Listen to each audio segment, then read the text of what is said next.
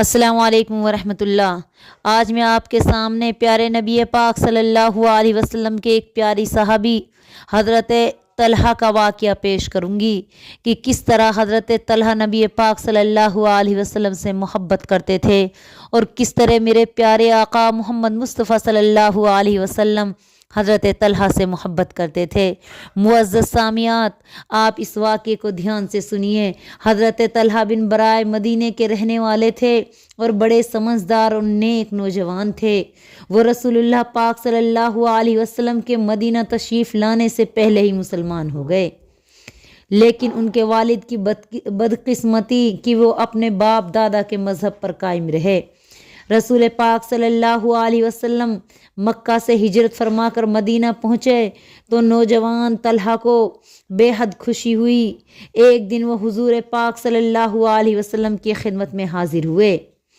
آپ صلی اللہ علیہ وسلم کا چہرہ مبارک دیکھتے ہی ان پر ایسا اثر ہوا کہ بے اختیار آپ صلی اللہ علیہ وسلم سے چمٹ گئے اور آپ صلی اللہ علیہ وسلم کے پاک ہاتھوں کو چوم کر عرض کیا، یا رسول اللہ، آپ مجھے جو حکم دیں گے فوراً میں اس پہ عمل کروں گا۔ حضور پاک صلی اللہ علیہ وسلم ان کا جذبہ دیکھ کر مسکرانے لگے اور ہنستے ہوئے فرمایا، اے طلحہ، جاؤ اور اپنے کافر باپ کو قتل کر دو۔ حضرت طلحہ رضی اللہ تعالیٰ عنہ نے عرض کی، یا رسول اللہ، میں ابھی آپ صلی اللہ علیہ وسلم کے حکم پر عمل کرتا ہوں۔ یہ کہہ کر وہ گھر کی طرف چلے۔ حضور پاک صلی اللہ علیہ وسلم نے آواز دی، طلحہ واپس آؤ، مجھے اللہ نے خون کے رشتے کاٹنے کے لیے نہیں بھیجا۔ یہ پہلا امتحان تھا جس میں حضرت طلحہ رضی اللہ تعالیٰ عنہ کامیاب ہوئے۔ اس کے بعد حضرت طلحہ رضی اللہ تعالیٰ عنہ اکثر رسول پاک صلی اللہ علیہ وسلم کی خدمت میں حاضر رہتے تھے۔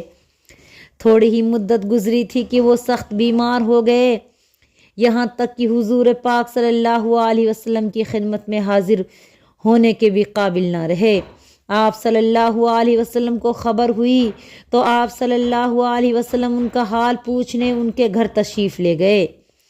حضرت طلحہ کی حالت دیکھ کر آپ صلی اللہ علیہ وسلم نے ان کے گھر والوں سے فرمایا کہ طلحہ کے بچنے کی امید بہت کم ہے، وہ فوت ہو جائیں تو مجھے فوراً خبر کر دینا، میں خود نماز جنازہ پڑھاؤں گا۔ ادھر رات ہوئی تو حضرت طلحہ رضی اللہ تعالیٰ عنہ کا آخری وقت آ پہنچا۔ انہوں نے گھر والوں سے وصیت کی، مجھے تم خود ہی جلد دفن کر دینا تاکہ میں اپنے رب سے جلد مل سکوں، اور رسول پاک صلی اللہ علیہ وسلم کو مت بلانا، ایسا نہ ہو کہ راستے میں یہودی کوئی شرارت کریں یا کوئی جانور آپ صلی اللہ علیہ وسلم کو تکلیف پہنچائے۔ ان کے کہنے کے مطابق گھر والوں نے انہیں رات ہی میں دفن کر دیا۔ صبح کو حضور پاک صلی اللہ علیہ وسلم کو ان کے وفات کی خبر ملی تو آپ صلی اللہ علیہ وسلم صحابہ کو اپنے ساتھ لے کر حضرت طلحہ کی قبر پر تشریف لے گئے، نماز جنازہ پڑھی اور ہاتھ اٹھا کر دعا مانگی، یا الہی، طلحہ سے اس طرح مل کہ وہ تجھ سے اور تو اس سے ہنستے ہوئے ملے، یعنی اللہ خوش ہو کہ میرا پیارا بندہ آ گیا، اور طلحہ رضی اللہ تعالیٰ عنہ خوش ہوں کہ اپنے رب سے ملاقات ہو گئی۔ تو میرے پیارے مسلم بہن بھائیوں، دیکھا آپ نے کتنے خوش قسمت تھے حضرت طلحہ رضی اللہ تعالیٰ عنہ کہ رسول پاک صلی اللہ علیہ وسلم ان کی قبر پر خود تشریف لے گئے، ان کے لیے ایسی دعا مانگی۔ یہ رتبہ ان کو اس وجہ سے ملا کہ وہ اللہ اور اللہ کے رسول سے سچی محبت رکھتے تھے۔ دعا کرو اللہ ہم سب کے دلوں میں بھی ایسی ہی محبت پیدا کرے، ہمیں بھی نبی کریم صلی اللہ علیہ وسلم سے اسی طرح محبت کا جذبہ پیدا ہو جائے۔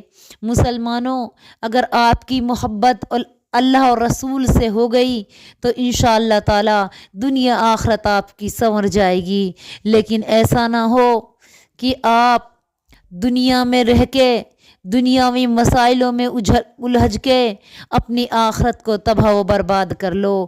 آؤ اپنی मोहब्बत अल्लाह और रसूल के साथ लगाओ, अपने रब से लो लगाओ, अपने नबी की सुन्नतों को ज़िंदा करो। इंशाअल्लाह ताला आपके लिए बड़ी कामयाबी होगी, आपका रब आपसे राज़ी होगा और क़यामत के दिन इंशाअल्लाह ताला ज़रूर हमारे नबी हमारे लिए सिफारिश करेंगे। क्योंकि अगर हमने रब को राज़ी कर लिया, नबी की सुन्नतों को ज़िंदा किया, तो अल्लाह ताला हुक्म देगा और नबी सिफारिश करेंगे और फिर अल्लाह ताला हमको जन्नत में जगह दे देगा। ये थोड़ी से दिन की ज़िंदगी है, अगर इसमें आपने रब को राज़ी कर लिया तो आपके लिए बड़ी कामयाबी होगी। किसी ने सच कहा था, आते हुए अज़ां हुई जाते हुए नमाज, आते हुए अज़ां हुई जाते हुए नमाज, कितना कलील तर है वक्त हयात की इंसान दुनिया में आया। कान में आज़ान दी गई और जब दुनिया से रुखसत हुआ तो नमाज जनाजा पढ़ा दी गई। मरने के बाद दुनिया की ज़िंदगी हमको ऐसे ही लगेगी, अभी तो हम आए थे, अभी तो हमारे कानों में अज़ान दी थी और इतनी जल्दी हमारी नमाज जनाजा पढ़ा दी गई। होश में आओ, रब के फरमान को ना भूलो। वमा खलक़तुल जिन्न वल इंसा इल्ला लियाबुदून, अल्लाह ने सही कहा है कि हमने इंसान और जिन्नात को अपनी इबादत के लिए पैदा किया। हम अल्लाह की इबादत के लिए पैदा किए गए हैं। अपने रब की इबादत करो, अपने रब को राज़ी करो, इंशाअल्लाह ताला ज़रूर आपके लिए कामयाबी होगी। मत भूलो अल्लाह पाक की इस आयत को, अल्लज़ी खलक़ल मौत वल हयात लियब्लुवकुम अय्युकुम अहसनु अमला। अल्लाह वो है जिसने ज़िंदगी दी, जिसने मौत दी, ताकि वो आजमाए कि अमल के एतबार से कौन सबसे बेहतर है। अहसनु अमला, कि तुमसे बेहतरीन अमल कौन लेके आता है। तो रब के पास बेहतरीन अमल लेके जाओगे तो इंशाअल्लाह बड़ी कामयाबी नसीब होगी, दुनिया आखिरत संवर जाएगी।